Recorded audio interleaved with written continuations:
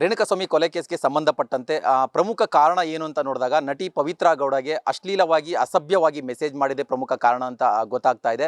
ಇದಾದ ನಂತರ ಸ್ಯಾಂಡಲ್ವುಡ್ ಇಂಡಸ್ಟ್ರಿಯಲ್ಲಿ ಕೆಲವೊಂದು ನಟಿಯರಿಗೆ ಕೂಡ ಈ ರೀತಿಯಾದ ಒಂದು ಅನುಭವ ಆಗಿದೆ. ಒಂದಿಷ್ಟು ಅಸಭ್ಯವಾಗಿ ಅಶ್ಲೀಲವಾಗಿ ಒಂದಿಷ್ಟು ಮೆಸೇಜ್ಗಳು ಬಂದಿರುವಂತಹ ಉದಾಹರಣೆಗಳು ಕೂಡ ಹೊರಗಡೆ ಬರ್ತಾ ಇರುವಂಥದ್ದು. ಈ ಬಗ್ಗೆ ಮಾತಾಡೋದಕ್ಕೆ ಈಗ ನಮ್ಮ ಜೊತೆಲಿ ನಟಿ ಮಮತಾ ರಾವತ್ ಅವರು ಇದ್ದಾರೆ. ಒಂದಿಷ್ಟು ಮಾತಾಡ್ಸೋಣ.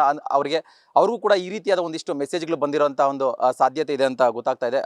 ಮೇಡಮ್, ಈಗಾಗಲೇ ಬೆಳವಣಿಗೆ ಗೊತ್ತಾಗಿದೆ. 1.5 ತಿಂಗಳಿಂದ ಒಂದಿಷ್ಟು ದೊಡ್ಡ ಪ್ರಕರಣ ರಾಜ್ಯದಲ್ಲಿ ಸೆನ್ಸೇಷನ್ ಆಗ್ತಾ ಇದೆ. ಸೊ ಅದಕ್ಕೆ ಪ್ರಮುಖ ಕಾರಣ ಏನು ಅಂತ ನೋಡೋದಾದರೆ ಸೋಷಿಯಲ್ ಮೀಡಿಯಾದಲ್ಲಿ ಒಂದಿಷ್ಟು ಮೆಸೇಜ್ ಬಂದಿರುವಂಥದ್ದು ಅಂತ.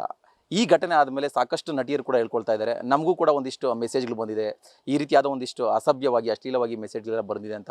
ಸೊ ನಿಮಗೂ ಆ ರೀತಿಯಾದಂಥ ಅನುಭವ ಆಗಿದೆಯಾ? ಏನಾದರೂ ಈ ರೀತಿಯಾದ ಒಂದು ಬೆಳವಣಿಗೆ ನೀವು ಗಮನಿಸ್ತಾ ಇದ್ದೀರಾ? ಹಿಂಗೆ ನಾನು ಪ್ರೀವಿಯಸ್ ಆಗಿ ಹೇಳೋದಾದರೆ ಆ ಅಕೌಂಟಿಂದ ನನಗೂ ಕೂಡ ವಿಡಿಯೋ ಕಾಲ್ಸ್ ಬರ್ತಾ ಇತ್ತು. ಸೊ ಹಾಗಾಗಿ ನಾನು 2 ವರ್ಷ ಆಲ್ಮೋಸ್ಟ್ ಆಗಿದೆ ಬ್ಲಾಕ್ ಮಾಡಿ ಸಹ ಅದನ್ನು.